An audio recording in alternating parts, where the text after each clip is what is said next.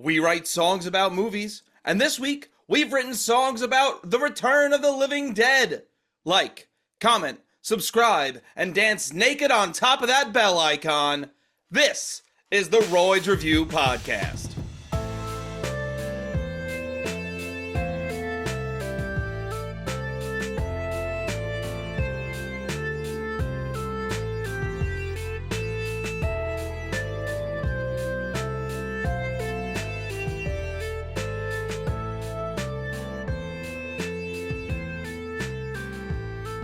Hello, and welcome to the Royds Review Podcast. I'm Rob. And I'm John. I was about to say, and I'm Andy. I'm baffled right now. What happened? What's happened? It's equal mass displacement. Andy grabbed onto a magic scepter, and I did so at the same time, and we swapped places. Magic scepter, you say? Yep. You know, perfect for I'm so scared my jorts are bared-ctober. If I knew, like you do. Yeah, I don't know what that even meant, but I said it. John, well, Andy's on paternity leave. John, how are you, Eve? I'm doing great, Eve. What's up your sleeve? Not too much because they're short. Very good. I'm having a great time getting a guest on this spooky month again. I love, being able to show up and hang out with you guys, hang out with you, especially when we're talking about some spooky movies. Yeah, and it was great because we had you on. I've already forgotten. It was The Exorcism of Emily Rose. Yeah. Yeah, absolutely. Very fun courtroom drama.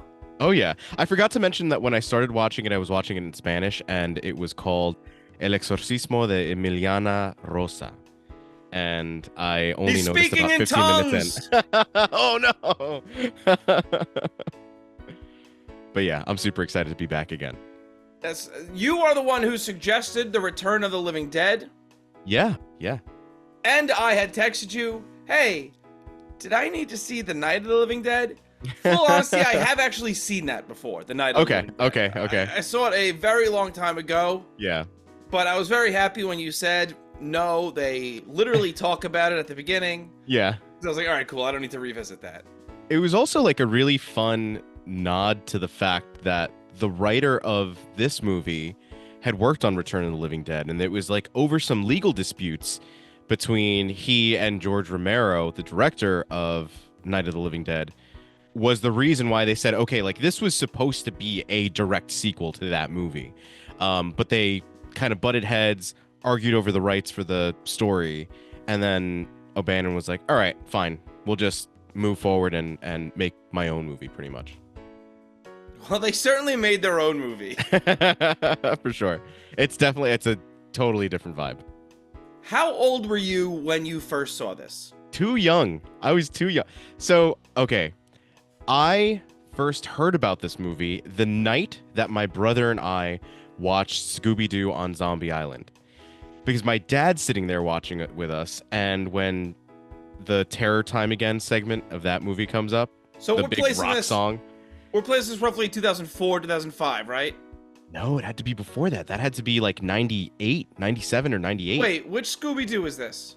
Zombie Island? That's not the live-action sequel. No. This is okay. Like the big animated movie return for them. So it had to be 98, maybe 99.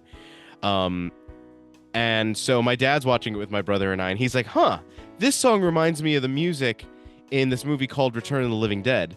And he proceeds to tell us the whole story. And my brother and I, they're like, what? And my mom's like, yeah, he took, we went out on one of our first dates, took me to McDonald's, and then took me to go see this movie. And and we're still together. So that's a very 80s date. Yeah. So I heard about it, at 8 or 9 years old.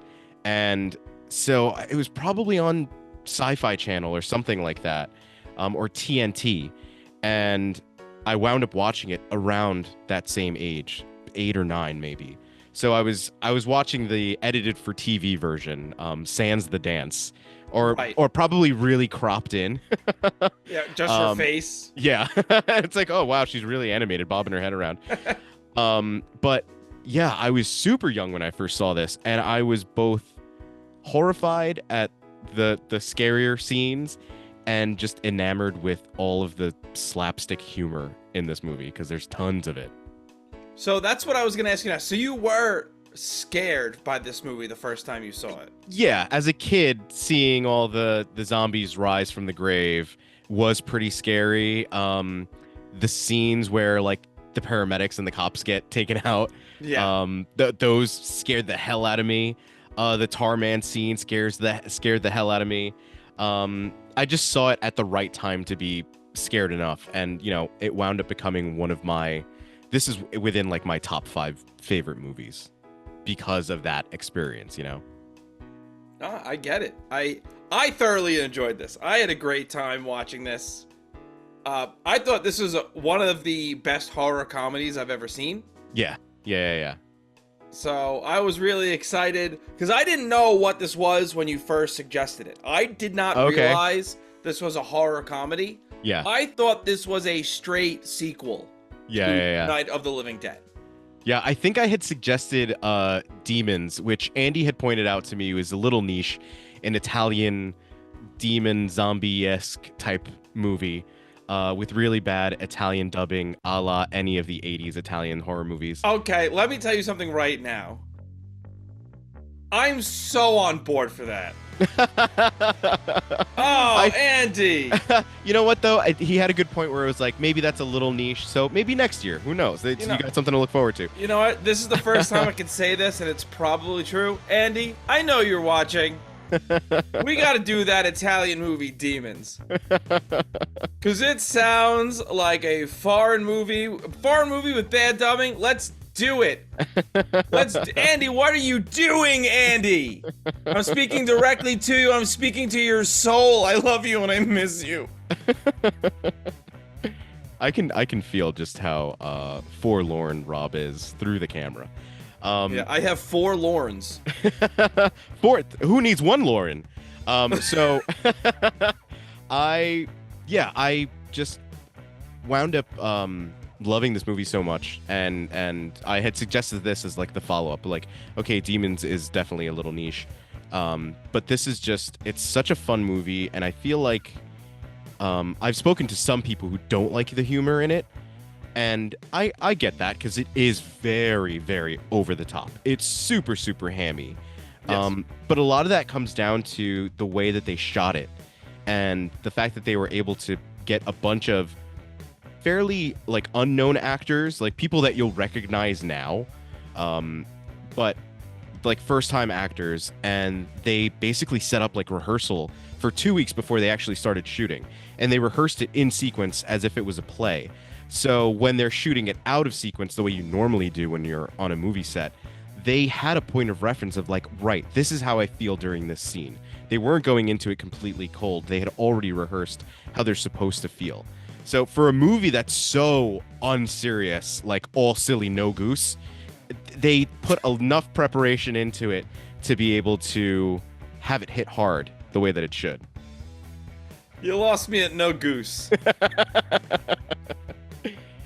Find the Royds All Silly No Goose t-shirts available on my website.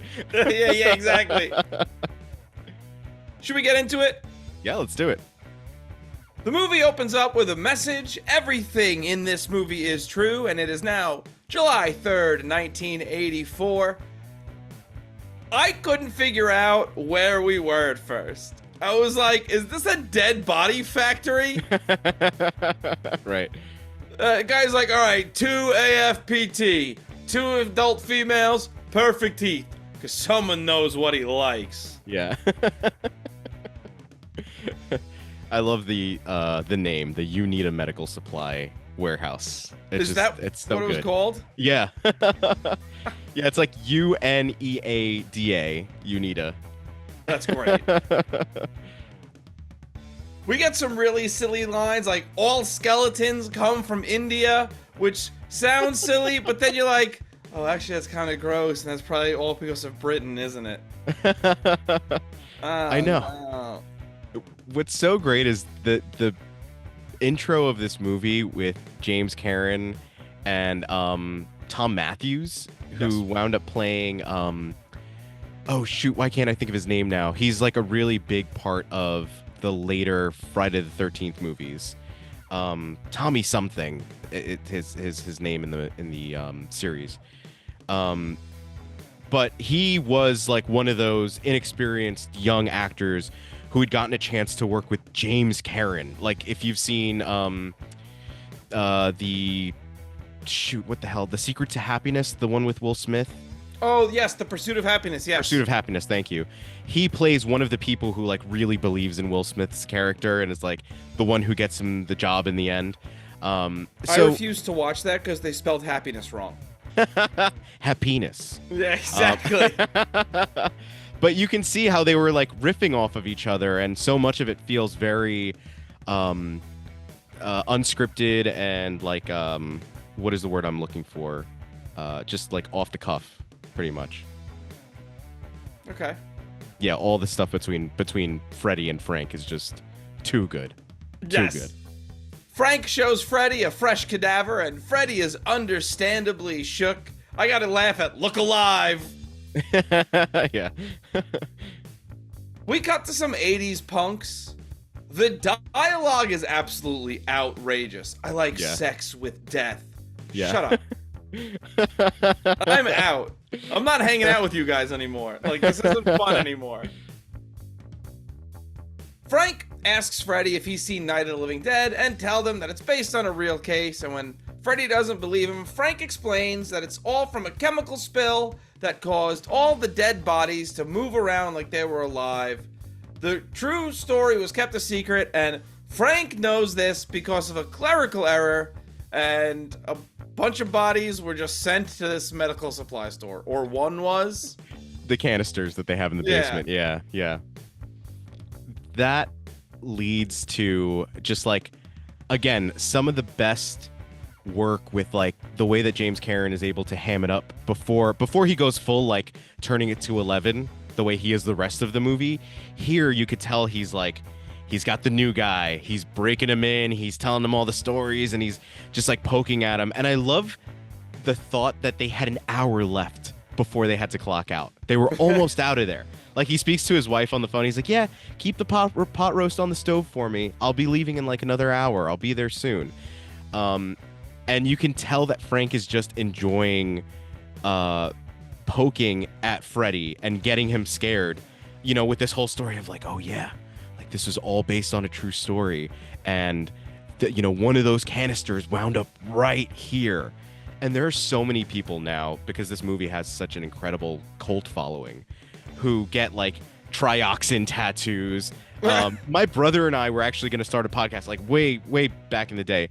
We were going to try and come up with a horror podcast called the Trioxin Twins. So you guys can have that now. That's free for everybody else to use. But yeah, I love all the lore that's built just within that one bit of dialogue from Frank. Frank shows Freddy the bodies. Like, he's so excited to show them these bodies. Yep. One of the vats starts to leak. What happens here? I love the line that leads up to it, where Freddy's like, this thing can't leak, right? And he's like, no, this is built by the U.S. Marine Corps. And he slaps it, and it just starts shooting out all this, you know, noxious gas. And they get knocked out by it. So yeah, it was him actually hitting it that like releases that gas and starts to melt the body that's inside. It looks awesome. Yeah. Oh yeah. This looks sick. The opening credits are really cool. The song slaps. Yes. Yeah. Absolutely. And Frank at this point has already made about 2 cracks about the U.S. Army's incompetence. Yeah. Yeah, the fact that they wound up with the vat there. Yeah. And the fact that, this is, built like made to last pretty much. Yeah. And then we meet Colonel Glover, and this guy has an absolute mansion, so I know where all of my tax dollars are going. Yeah, precisely. These punks are now on their way to pick up Freddy. One of them is played by Brian Peck with the very fitting name of Scuzz. Yeah. Yup. Some of these dudes are mad at Freddy because he has a job. Yeah, it just like it's very unpunk of him to have a job. Also, like I love the friend group. I love that you've got Trash, who is like definitely just like a crust punk type of girl, like definitely into like death rock and stuff like that. And you've got Freddie's girlfriend, Tina, who's like the goody two shoes, what's the girl from Grease, Sandy type of girl in the group. Then you got the two new wave kids. What is it, Chaz and Chrissy? The ones who wind up together later on back in the medical supply place. Yeah, okay. And Suicide, the friend that has the car. You know, he's the one that they actually needed to haul them around.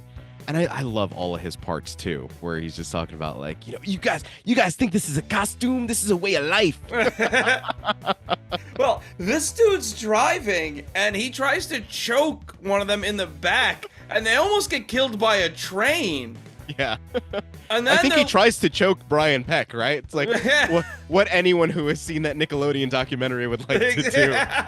It's so there's been a lot of discussion about that, and like I know that some people in the horror community have like distanced themselves from the movie because of his involvement in it, but unfortunately it's just I don't want to say that you got to separate the art from the artist, but I think we have to kind of realize like this is something that happened and obviously he was convicted for it, but the art that they created is still great despite his involvement in it. Like you can kind of overlook him, you know? Honestly, you don't even realize it's him. Well, yeah, he looks nothing like himself, and he actually talks about that. I remember watching a documentary about it with my brother, and he talks about how he had always been cast as like a nerd, and this time he was like, no, I want to go in and play this punk. So you wouldn't even really recognize him, but yeah, it's it is one of those like weird things when you look back, but again, you can kind of overlook him in the movie. Yeah. The kids decide to go and hang out in a cemetery, which is okay. Not what I would do, but all right. On the 4th of July Eve. Yeah, exactly. Nothing better to do, I guess. Yeah. Which, yeah, when you wind up in Kentucky, Louisville, Kentucky, yeah. I thought this was like New York or Chicago or something like that. And then we find out later on that it's Louisville. I'm like, that makes no sense. Where are these industrial areas in Louisville? Because I need to go there now. Frank and Freddy wake up and it smells awful. The body is gone and they assume that it just melted from touching the air. Is that something that can happen to a body?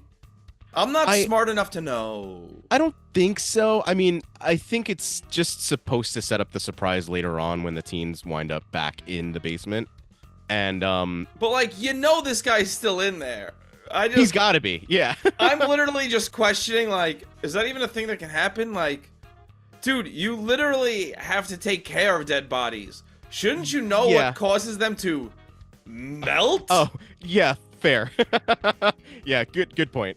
Like, yeah, despite what was actually in there, like, I don't think that that's something that would actually happen. And you're right. If he's someone who works at a medical supply place and has all of this knowledge of like what actually happened in the true story of Return of the Living Night of the Living Dead, then he should know that you can't just melt a body like that by it hitting the air. Frank sprays deodorant. Here's a dog barking, and we see one of the split dogs from earlier. This looks so cool. And Frank is totally doing the right thing by killing it and putting it out of its misery as best you can. Yeah, I don't think it works, right? Because, like, don't they play a squeaky toy sound effect over it anytime he hits it with the crutches? I'm not sure, but I do know they say, like, yeah, we got a couple of dogs to burn, too. Yeah. Yeah, the split dogs, the butterflies that are pinned to the board, they're flapping their wings and everything. That's a really nice touch, because they could have done nothing with the butterflies. But just seeing them flapping their wings, like, that's really freaking cool. Yeah. I also got a really big laugh, because Freddy curses at one point, and Frank's like, hey, watch your mouth if you want to keep this job. And Freddy's like, Why would I want to keep this job? Yeah, that is one of the greatest. My brother and I would just say that to one another constantly. You better watch your tongue, boy, if you like this job. Like this job. That's great. It's so, and this is what I mean. The dynamic between the two of them is so over the top and so dialed up that it's slapstick throughout the rest of the movie. And they are our comedic relief for that reason. Is just like two bumbling idiots who realize they made a mistake. They're trying to fix it as best as they possibly can. And everyone in this movie is just out of their depth. Oh, yeah. I also think, like, when we're with the punks, every one of these is a different stereotype. Yeah. You know? So Yeah. everyone is playing to the absolute line of what they are. Yeah. And that's kind of the point when you're doing a horror comedy like this is you have to be reaching for that parody. Yeah, for sure. Frank calls the boss, Bert, and tells him that there's a problem. And then we see red-haired girl. That's Trash, right? Yes. Yeah. She's obsessed with dying, and it's turning her on just talking about this. I'm watching this at work. Yeah. She You eventually... just turn the brightness down on your phone. Yeah, I'm going to the bathroom, guys! Trash rips off her shirt. Boobies.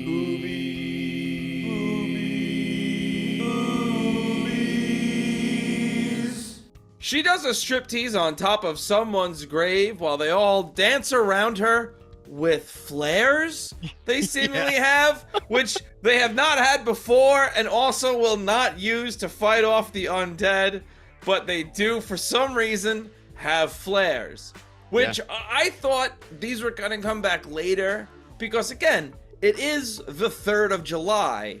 Yeah, so right. I thought these kids were going to have a big thing of fireworks, and we were going to get a fireworks shootout against the undead. Yeah. But what are these? Why do you have flares? Why do these kids just have flares? It's specifically for the topless dance scene. It's just for that. Tina asks at one point when Suicide is like breaking open the gate to the cemetery. She's like, "What are those?" He's like, "Road flares. They're for the booby dance." Oh, okay. He could have said that. But he does go like, "Oh, they're road flares, idiot." And then it's like, it's never explained why. But yeah, I guess it was just specifically because they know that when Trash gets going, she would have loved spicy TikTok. I swear to God. Oh yeah. I love the fact that Liana Quigley, who played Trash, she was like really well known for being the actress who has to take her top off in any movie that she's in. She was always in those types of movies.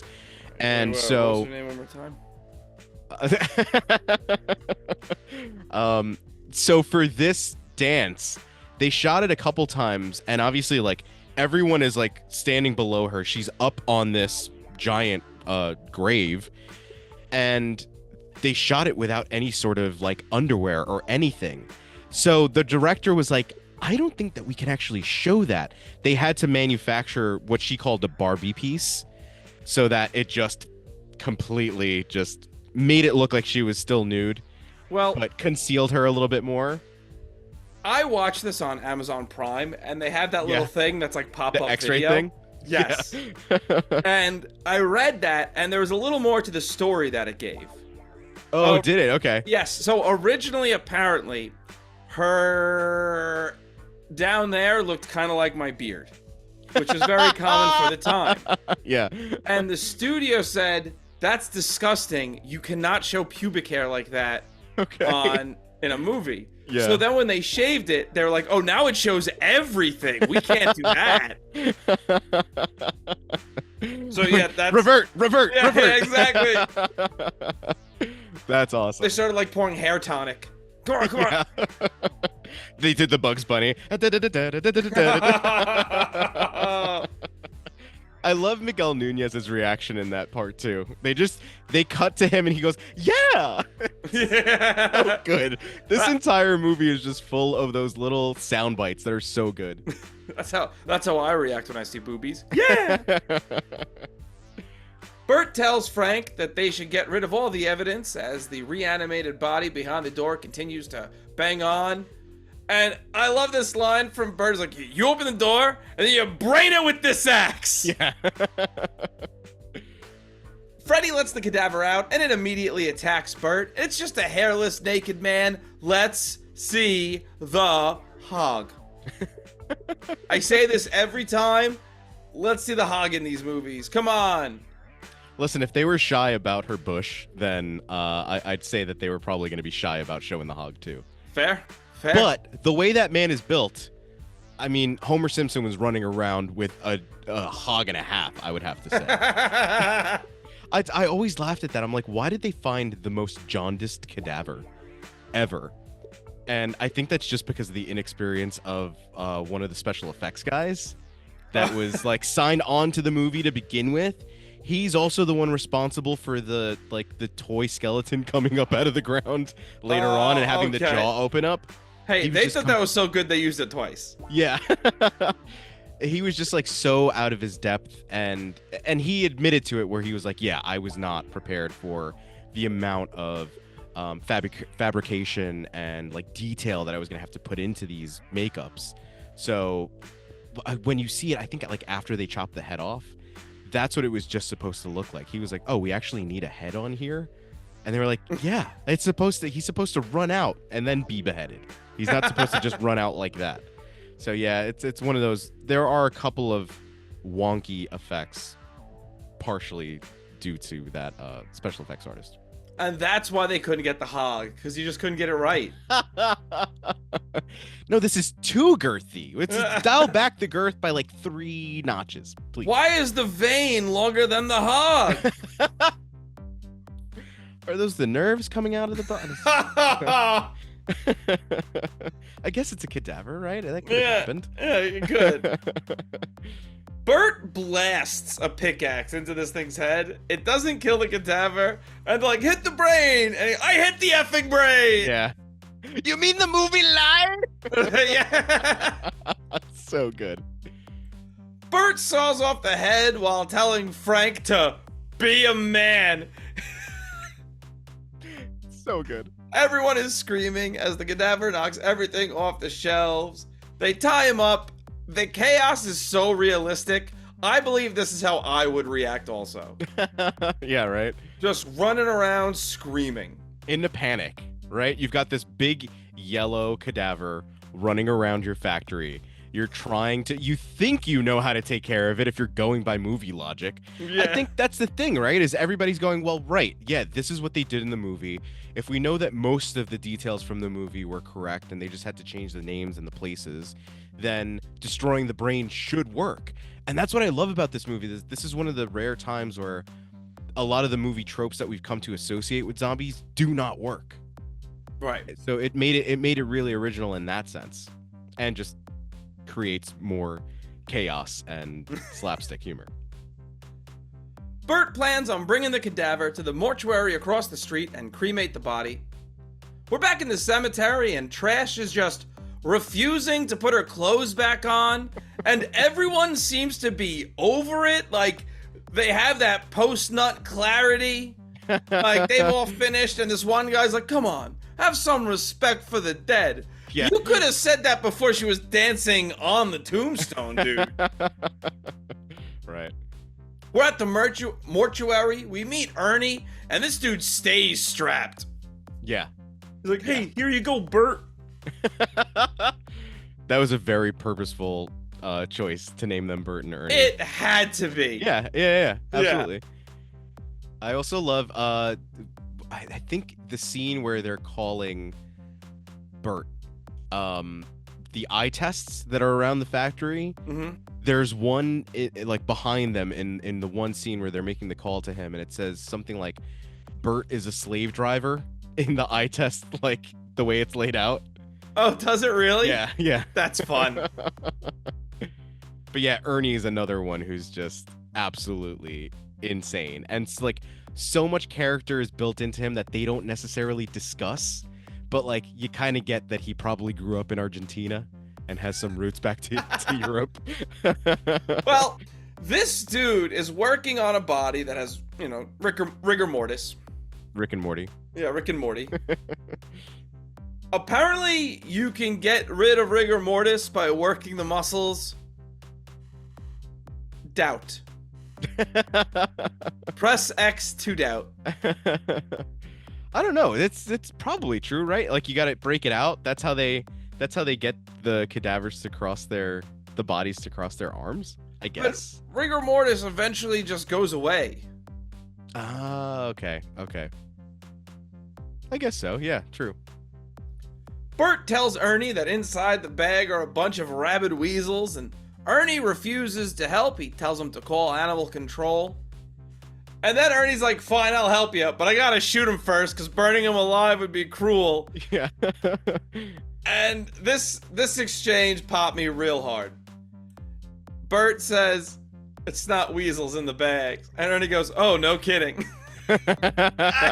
Yeah. Oh, really? I can't believe it. They let an arm loose and it immediately grabs onto Ernie. We're at the cemetery and Chuck wants Casey, but she's not interested. Tina goes off on her own looking for Freddy, which is a bad idea, I would imagine, only because you're in a cemetery. I don't handle cemeteries very well in general. So, like, I'm certainly not going to go hang out on with my buddies, but I'm also not going to go, oh, okay, let me start wandering off on my own now. Yeah, let me go venture off with no flashlight. Yeah. Nothing. Insane. It's like, oh, she is DED dead. We'll see. Yeah. Ernie agrees to help Bert and the gang. We learn that the hardest thing to burn is the heart. Sounds like a sick 80s song, I'm gonna be honest. I should have wrote that, man. Yeah.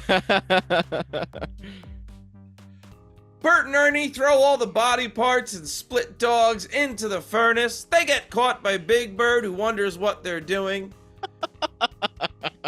Mr. Snuffleupagus comes out. What you doing, Bird? Oh no, is that what happened to Mr. Hooper? I love that they keep turning the heat up on the furnace to avoid there being any remnants. And then we see the smoke pluming out of the chimney. We all know where this is going. The minute this happens, I'm like, oh, okay, I see what happens here. Yeah. Again, the music, A+. Yeah. That song, that's the same theme that plays over the opening credits.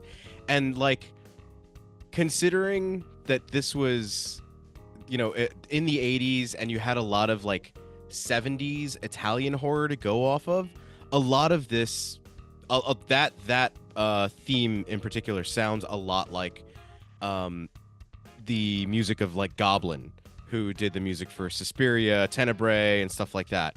So if you listen to any of those 80s Italian horror movies, the Giallo soundtracks, and then listen to that theme, you're like, oh, okay, you can draw the line pretty easily and see where they got that influence from. So I love that. Italian horror. The sauce comes from a can. Mamma mia. What do you mean you break the pasta, you put it in the pot? You're not supposed to do that. Okay, don't do this, please. It's some sick 80s beats with some Undertaker gong, and I'm here for it, though. That was, every time I heard it, I was like, oh, it's the Taco Bell gong. The teens run from the cemetery to get out of the rain, and Trash is just still naked. Yeah, poor thing. She's just looking, because they leave her clothes. Yeah. So they just run back to the car without them. And apparently the rain hurts. Acid rain, baby. Yeah. Simpsons has taught me anything. It's that acid rain's gonna get you. Thank God it's not the fog that turns people inside out. Tina is still looking for Freddy, even just going into his job looking for him. Bert is happy because burning the body worked. And then we see Frank and Freddy are now sick and they look like hell. Yeah. So bad that Ernie calls the paramedics and he tells them there's been a poisoning, but we don't know what type. Yeah. And then, John, I don't know if you know this. This is a horror movie. Yes. Because you know what? About 20 minutes in. Yeah. You know what won't start? Is it the car? Yep. Oh, yeah. The teen's car just won't start. It's crazy that the teen's car won't start, but yet the Jeep in Jurassic World was able to start after 22 years. Insane. That's just good old American engineering. You know what it is? America. This is one of those Japanese cars. Damn it. In the cemetery, the undead start to come out of the ground. The car's roof starts to leak, and Tina walks around the medical supply store looking for Freddy. The melted dude comes out looking for brains. He looks S-I-C-K sick. Yeah, the Tar Man. I love this dude so much. Oh, he's the best. Is this the first time in a movie where they actually just sat there saying brains? Yes, this is where it comes from. Okay. This was the first time that they had... So, zombies in movies before this were always the product of some sort of voodoo, right? Or before Night of the Living Dead. So you'd say they're a voodoo child. Yes, a voodoo child, and they made a slight return as the years went on. So they were usually some sort of like a product of voodoo. It was someone who was under some sort of spell, and that's why they would come back as a ghoul or a zombie. So they were used as just this enslaved person, right? It wasn't until Night of the Living Dead where, although they were referred to as ghouls in the movie and they referred to them as ghouls while they were filming, everyone just accepted that, oh, okay, these are zombies. And this is now what zombies are. Reanimated corpses. They're back from the dead and they're looking for people to feed on. But this was the first time that we got zombies that were able to speak and that they were hunting down brains. So... yeah, the Tar Man just turning around and giving that big ol', like, his eyes popping out of his skull and getting real excited. Brains! I love that so much. Like, this movie is just so great for the special effects, all the little sound bites and everything, the over-the-top acting, the music. It's great. And the Tar Man is no exception to that. Especially because they were able to get a dancer to play him. So this guy was, like, super... I think his name was Alan Troutman. He was super, super thin. So any of the makeup that they put on him were normally, when you're doing that sort of like skeletal makeup, will make someone look like oddly bulky. Because he had such a thin frame, he still managed to look really skeletal. And because he was a dancer, he was able to kind of add that like very fluid movement, almost like this drunken kind of movement to his performance, you know? That's cool. Yeah, I love that. The rest of the teens go looking for Tina, and they find the undead using tools to open the door that Tina is behind. The dude immediately kills the punk who drove them all. Yeah. I have a question.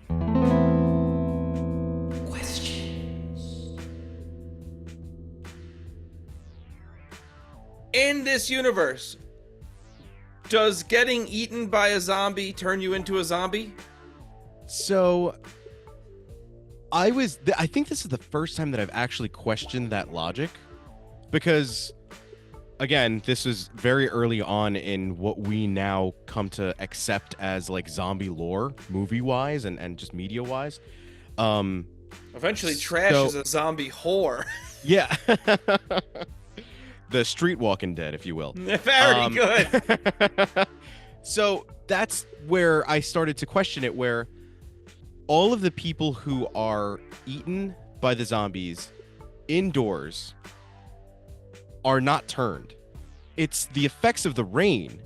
When Trash gets taken out, she's taken out in the rain. The paramedics, the cops, everyone that gets reanimated has been outside and exposed to that acid rain. So it's something, it's the direct effects of the trioxin from the body that was burned that went up into the clouds and created this chemical rain. So I don't think it's not necessarily gonna turn you unless you've been exposed to trioxin by way of the actual gas, like Freddy and Frank, or the rain, like everybody else. Okay. Explanation. Boom. The paramedics arrive, and Bert does his best to be vague with them about what has happened. Neither of the paramedics can hear a heartbeat in Frank or Freddy, and no blood pressure, no pulse, 70-degree body temperature. They are baffled. Yeah. The teens are panicking. They run back to the cemetery and see a skeleton rising out of the grave. I thought it looked great. Yeah, I really it's did. one of those things where it's like you don't really think about it, but when you realize that, like, the studio, the director, everybody was like, this looks like shit, but it's classic. It looks awesome. It's just, if the movie was taking itself even a little bit more seriously, then sure, it might have felt out of place, but it works for what the rest of the movie is. Yes. Trash gets eaten by the undead. The paramedics tell Frank and Freddy that they're actually dead, but not really, when the teens arrive at the mortuary. Bert once again greets him with a gun, and the teens tell him, hey, our friends are still out there. Yeah. The paramedics go out to get a stretcher. One turns on the light and sees a group of the undead. They are both killed. The teens explain that the dead are coming out of the ground, and there is one in the medical supply store. Ernie goes out to get the paramedic car. He sees a zombie eating someone and shoots its legs off, or is it a little person? I think it's supposed to be a zombie that came back without its legs. So they managed to get an actor who just who had like stumps pretty much. And they got him just run on his just stumps. The knees. Yeah, pretty much. And if you notice, he eats it as he goes onto the grass. He just slips and just completely face plants. Okay. I just love that shot though, where like he closes the door to the ambulance and the zombie's like, ah, and he's like, ah, and just shoots it right away. Which again, that's a realistic reaction. You're not going to be like, my God, what is this? Yeah, like, of course. You're going to shoot at it, and you're going to run. Bert, Ernie, and the teens do their best to blockade the parish. A zombie is chowing down when they hear a call on the paramedics' radio, and the zombie uses it to call, send more paramedics. It's so good. Loved it. Uber zombie. Yes. I'm sorry, they're out of paramedics. Would you accept an EMT? Uber zombies. There you go. The teens demand answers from Frank, and Frank calls one of them Dick Brain. I just love calling someone a Dick Brain. That's very funny. Yeah. Freddy says that his muscles are stiffening up. It hurts when they move him, and he's clearly going through rigor mortis. More paramedics arrive and are instantly eaten by zombies. Known monster Brian Peck is scuzz and gets eaten by a female zombie who they chop in half. And then we get some zombie yits. Let me see them green bitties, baby. They talk to the tied up zombie, and she tells them that they don't eat people, they only eat brains. And it apparently hurts to be dead because she can feel herself rot. Yeah. So I'm assuming that's after they become undead. I guess so. It's that the fact that they've been reanimated, they're like, oh my, what the hell is this? Imagine, okay, so you know when you fall asleep in the car and your neck is kind of crinked and then you wake up and you're like, ugh, imagine that, but you've been dead for 200 years. Fair now point. you come back and it's like, this is awful. I felt that way when I accidentally took a nap the other day. So I can't imagine being reanimated as a corpse and then just being like, yeah, I'm actually aware of the fact that I'm rotting away minute by minute. It's much like life, but way worse, apparently. Very good. Very good analogy. Bert, not having learned his lesson, still wants to burn all the zombies. Zombie trash then seemingly attacks a homeless person. Yeah. That never comes back. Yeah. I guess it's just to show that she made it out and that she got turned. Because she was out in the rain. That's really the only reason for it. Or to just get like the hot zombie walk moment that we get with her. That's pretty much what, yeah. Chuck and Casey are still hiding out alone. I totally forgot about them at this point. Yeah. And then Bert finally has a smart idea when he's like, let's just lock Frank and Freddy up in another room. Mm-hmm. And like, yeah, let's just throw them in the chapel. Tina decides to stay with Freddy and Frank as Spider, Ernie, and Bert leave. This is the worst Sesame Street ever. Today's episode brought to you by the letter Z. Yeah, really. The cops arrive and the zombies enjoy some pulled pork. We get a... Send more cops. Love it.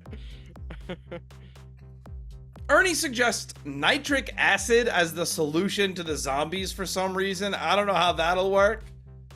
But then when Freddy completes his transformation into a zombie, it winds up working because they just pour acid in his face. Yeah, they temporarily blind him. Or That actually works. blind him, right? Yeah. Yeah. That's such a cool shot when like we get that one close-up shot of him with his eyes all burned away and like his skin is now just completely pale white and he's like gnashing his teeth. That's such a good shot.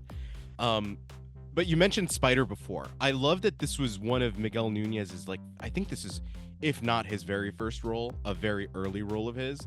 And he ended up being like a big comedic actor. He did a bunch of horror movies as well. I think he was in one of the Friday the 13th movies where he ate some bad chimichangas. And he sings a song about the chimichangas while he's sitting on the toilet and then gets killed. Good. But I love that he becomes the leader.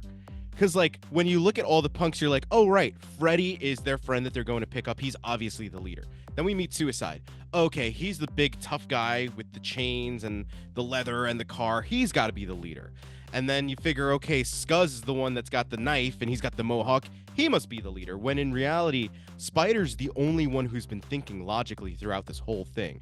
He's the one who gets them to the mortuary. He's the one who is kind of like being the most helpful or being the most proactive with trying to keep them all protected. So I love that on this viewing, I realized how strong of a character he actually was. You learn something new every time. Yep, every day's a school day.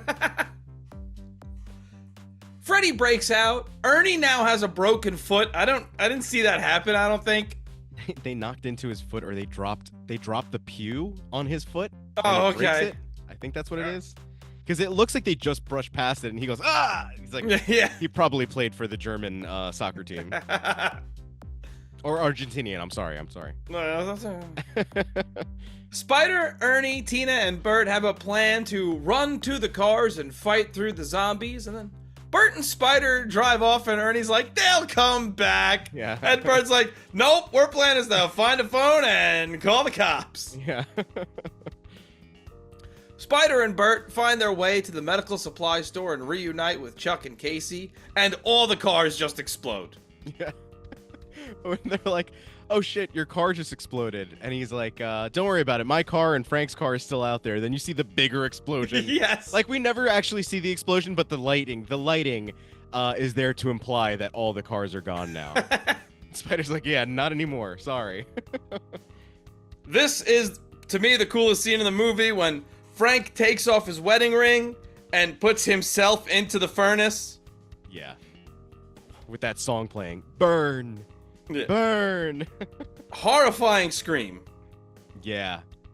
Yeah, James Cameron's screams throughout the entire movie really are just Yeah. so good. But in that moment, it takes on a whole new meaning. And the shot of, as they're like dollying out, and you're getting the shot of the furnace with the smoke billowing out of it and the fire raging inside is so good. It's like, it's better than what you would think would go into this little like pulp horror kind of movie, you know? Oh, yeah. I mean, it's just a very, like you said, it's so deep for a pulp, because this guy prays and sacrifices himself by burning himself to death. Yeah. That's It's like the worst way you could die. Yeah. Yeah.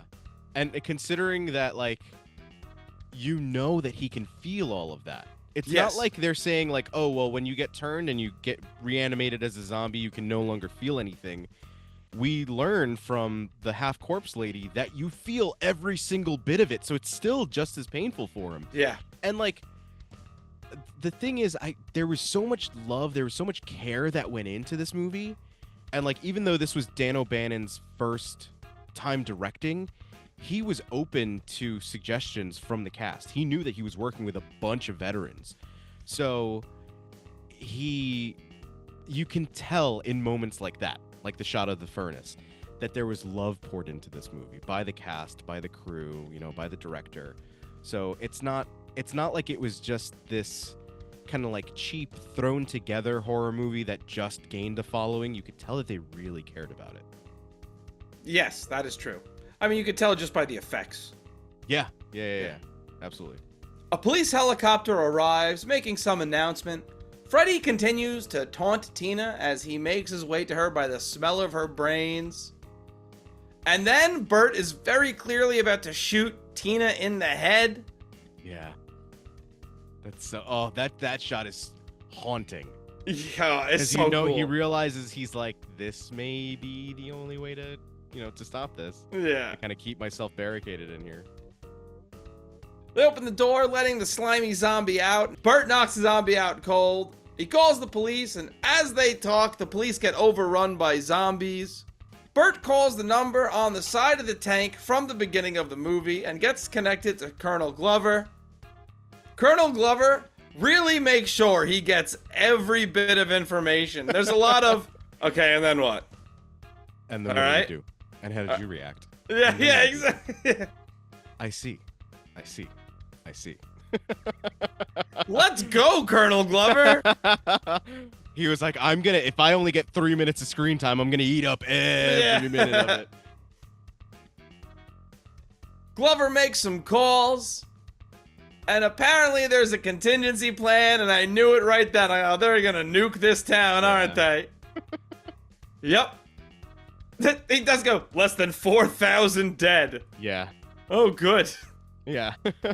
I just love, like, the echo. We get almost like a freeze frame on all of them. We get the shot of all the zombies looking up like they're dinosaurs watching the meteor about to hit. Yeah. The shots of Bert and all the other teens that are left in the medical supply warehouse, and he's like, quiet, can you hear that? And the shot of Ernie and Tina in the attic as Freddy's busting through the attic door finally, and then it just goes off. And I've always loved how bleak this ending is, where it's like, oh shoot, there was no surviving for them at all. That's what the government would do. Yeah, and then it gets worse.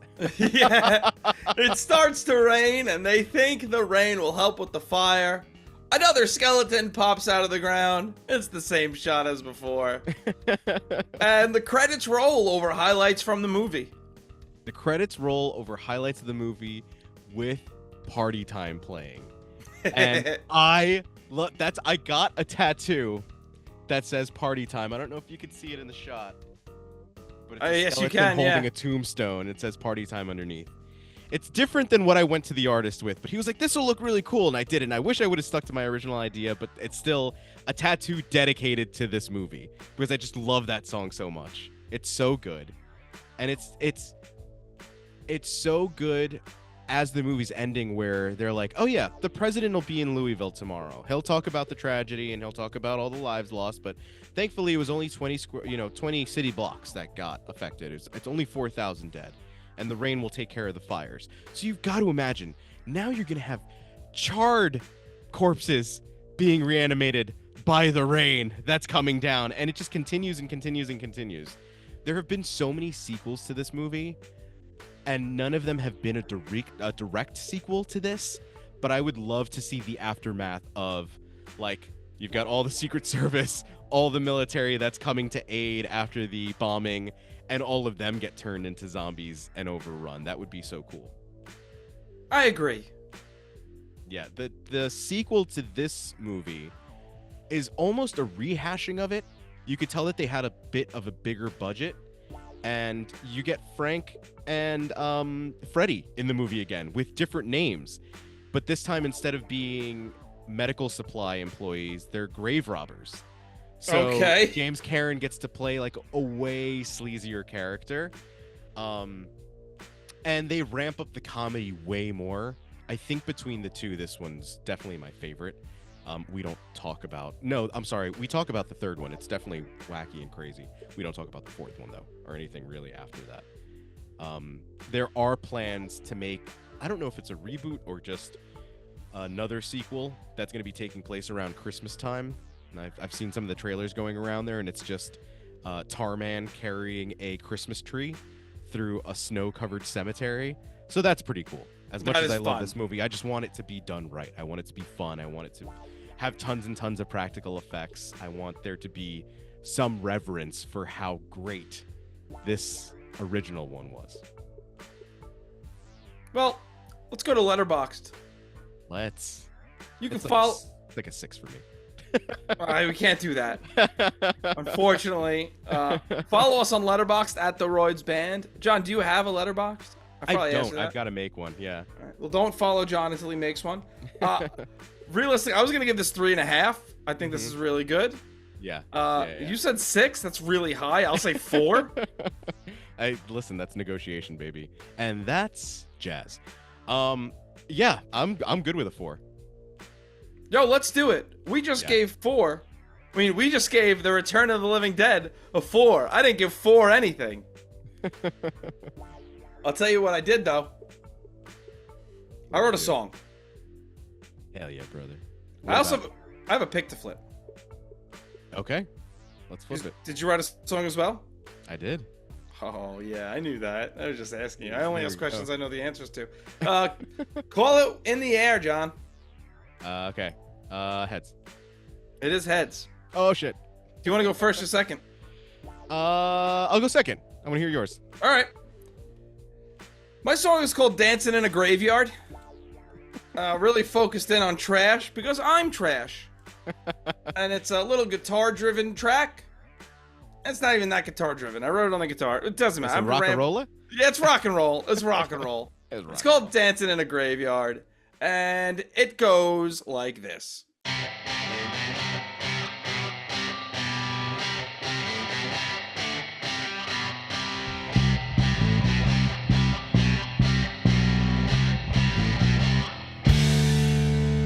Creepy summer night, looking for a fright.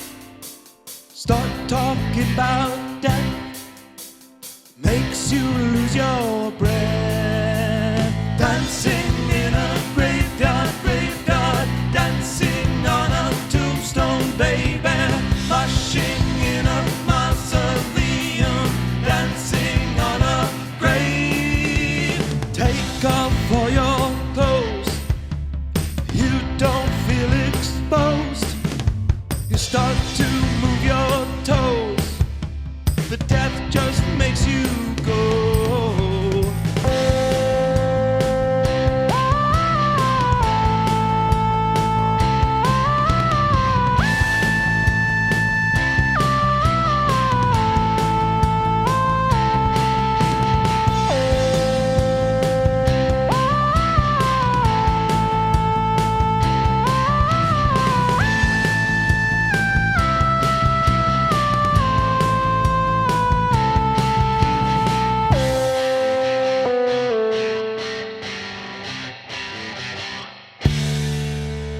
Take off all your clothes, a cemetery show. It's all about death and sex. Show some respect. Take off all your clothes, give the undead a show. Get up on a stone and give the undead a show. Dancing in a graveyard, graveyard, dancing on a tombstone, baby. Moshing in a mausoleum, dancing on a grave. Dancing in a graveyard, graveyard, dancing on a tombstone, baby. Moshing in a mausoleum, dancing on a grave. That was my song, Dancing in a Graveyard. I love that. That was so great. Thanks. Moshing in a mausoleum. I just need that put onto a t-shirt immediately. That was really fun. I liked that a lot. I wanted to do something that, like, I don't know, not really, kind of horror rock-ish, but I really wanted to do the idea of dancing in a graveyard and kind of make it dancey and poppy. Yeah. I did think about doing it like dance moves, but I was like, nah, because That's a lot more effort than you originally think it's going to be. Yeah. Because you have to come up with the dance moves, and then you want to make it rhyme. Yeah. And now I'm doing two steps of writing instead of just making up nonsense. Yeah. Yeah, like, listen, you can come up with a song called The Trioxin Twist, but then you've got to teach us what it actually is. Yeah, exactly. Yeah. I really liked, we didn't mention that the Cramps are on the soundtrack for this movie with their song Surfin' Dead. So this kind of felt a lot like that to me, with the reverb on the rhythm guitar and that synth that you used for the solo there was great. I want to do something kind of like creepy or horror movie sounding, you know. I couldn't find a theremin setting, so I did something. Yeah, it gave a theremin feel. So yeah, I got what you were going for sure. Yeah, that's what. Yeah, I wanted to do a dancey little poppy number, dancing in a graveyard, and yeah, that was it. This week. I actually recorded 2 separate riffs, and then was like, I don't know which one to go with, and I wound up going with that one, and I'm happy with it. Nice. Tell me about your song. So my song is called Zombies Ate the Cops. Oh no, ACAB. And so I have had this riff lying around for a long time, and I felt it was a little too punkish for some of the stuff that I've been writing recently. But I knew I wanted to use this riff, and I used the writing process as sort of a challenge for myself, because I'll tend to like go in and start like trying to demo a song, and then I'm sitting there like EQing the guitars, changing the mic placement, changing the amp and the cabinet, and doing so much work where I was like, I want to go into this and I'm just going to pull up the first preset that I land on for the guitar sound, and I'm going to just build out the song. I'm going to pick the tempo and build out the song. So this was kind of an exercise in just sketch the idea and just get it out there. So that's kind of what I did. I started with the recording of it. I sketched out the riff, which really kind of just repeats throughout the entire song. There's a bridge section where there's a bit of a change to it, but it's really just the one riff. And then I wanted to have a lot of fun with lyrics, and the lyrics sort of just came to me like in the middle of a workout. So I've got like 3 or 4 voice notes on my phone of me out of breath being like, okay, this is the verse 1, and just like completely out of breath, completely gassed, but I didn't want to lose the idea in the moment. So the song just felt very, very fresh to me, which is kind of odd for something talking about the undead. So here's my song, Zombies Ate the Cops.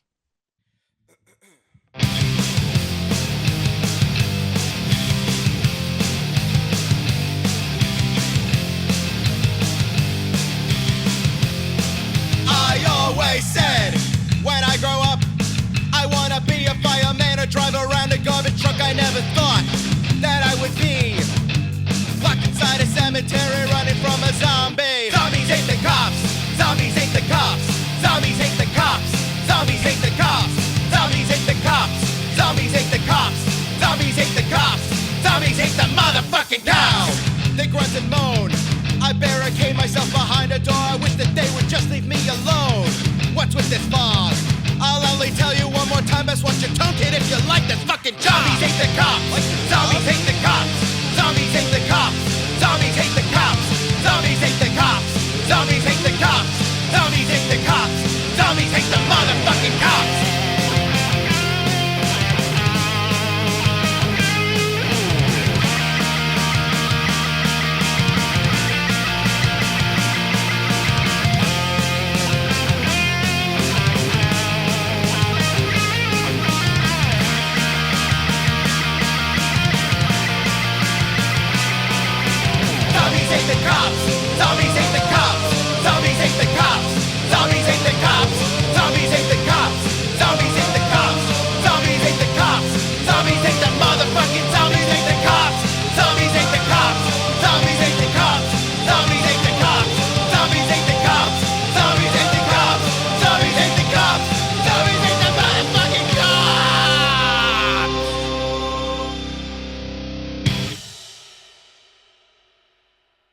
And that was my song, Zombies Ate the Cops.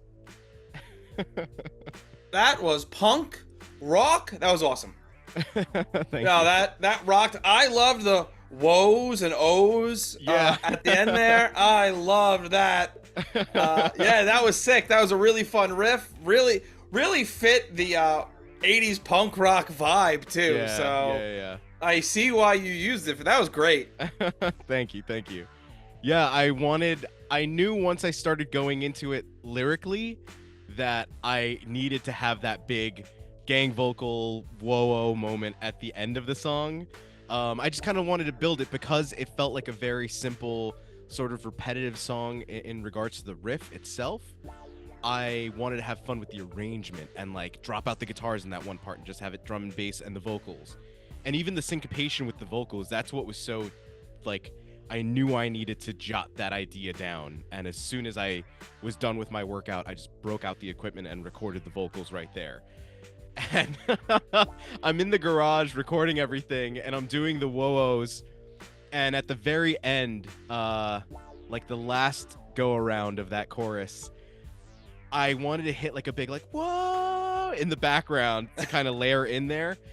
And my wife texts me and she goes, I mean this with all love and respect, but you sound like that guy that imitates the air raid sirens on TikTok. So I knew I wanted to have a big gang vocal moment at the end. I had a lot of fun with the lyrics themselves. The chorus is sort of a Lady Gaga poker face. Is she really saying this other thing that we think she's saying? So you decide what it sounds like I'm singing in the chorus, but officially the title is Zombies Ate the Cops.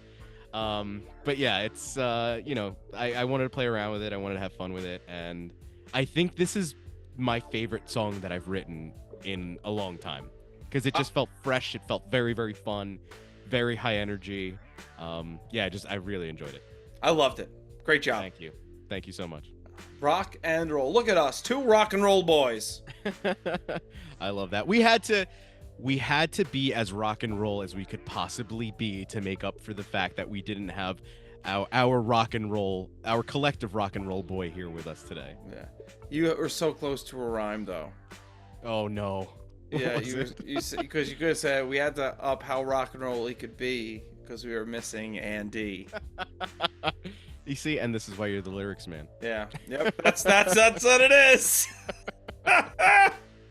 John, give out your socials. Promote anything you want to promote. But before you do that, thank you so much for coming on here. Thank you so much for recommending The Return of the Living Dead. Thank you so much for writing a true rocker of a song. Thank you for everything, John. You got it. Thank you so much for having me. It's always a pleasure being on the show. It's an honor being the honorary guest during Spooky Month. I'm chomping at the bit anytime I know it's coming up, and I'll always text you guys and be like, "You got a couple spots for me?" You're always welcome. So thank you, and I always feel that. So yeah, you can follow me over on Instagram and TikTok at Jon Von Frankenstein. You can also follow the Scrap Metal Podcast. That's my heavy metal podcast. Andy has guested a few times on that show as well. You can find us over on Instagram at Scrap Metal Pod, and on TikTok, I believe, is Scrap Metal Pod as well. You can also follow the Hauntsville Cryptcast. That is the horror podcast that I run with the members of the Scared for Your Life Film Festival that we used to run the film festival together. We recently gave that up, but you should still hit that independent horror film festival upcoming this December. Make sure that you check out the Cinema Arts Center in Huntington's Instagram or their website so that you get the exact date on there. But that's everything I've got on my end to promote. And Rob, thanks again, as always, for having me on the show. No, trust me, it is my pleasure, especially with Andy on paternity leave. I don't know if we actually said that before. That was the actual reason he's not here. He's being a family man. Yeah. Usually I ask Andy, do you know what we're doing next week? But John, next week on this very podcast, I'm writing a song about Predator, and I'm going to be joined by Mark Ponte. Nice. Excellent. I've I've do an episode with Mark. Oh, I think would you love guys. Oh, did you guys do the 100th episode with us together? You may have. I don't remember. It was a long time ago. I thought it was me and Pat, I believe. I don't think I got a chance to meet Mark yet. Okay, so we got to set that up. I thought you were going to be joined by Chris Hansen to do that episode. Yeah, we might. We might, yeah. Honestly, let's trick him into doing it. Why don't you have a seat? He immediately gets eaten. Next week, yeah, that's right. We are doing Predator. Okay, now I have to do all of this stuff. So, you can find the music on Spotify, Deezer, Apple Music, Napster, wherever you get your music. You can go to TheRoyds.bandcamp.com for all the songs from this very podcast. Of course, Spotify has other songs and collections and 2 albums and a Christmas song. And of course, you can listen to all the songs on YouTube. Hey, Rob, why don't you tell us more about that? Of course, you can go to YouTube, Instagram, TikTok, Reddit. Type in TheRoydsBand. There we are. There we be. Click the link and you'll see all our posts. Tell us which songs you like the most. Suggest a movie on the Reddit, or you can click the link below to suggest a movie, or send us an email at roydsreview@gmail.com. John, do you have any final words? Watch your tongue if you like this job. I like that. Thank you. I like that. I'm not gonna steal Andy's line. John, do you want to steal Andy's line? What is Andy's line? It's a lot of slurs. Oh no. Yeah, I get a pass for maybe one. Yeah. So do I. Yeah, me too. Yeah, me too. But I'm not gonna tell you which one. And it's a beep. Yeah. All right. He usually says, "We'll see you later." We'll see you later. All right. Bye, everybody.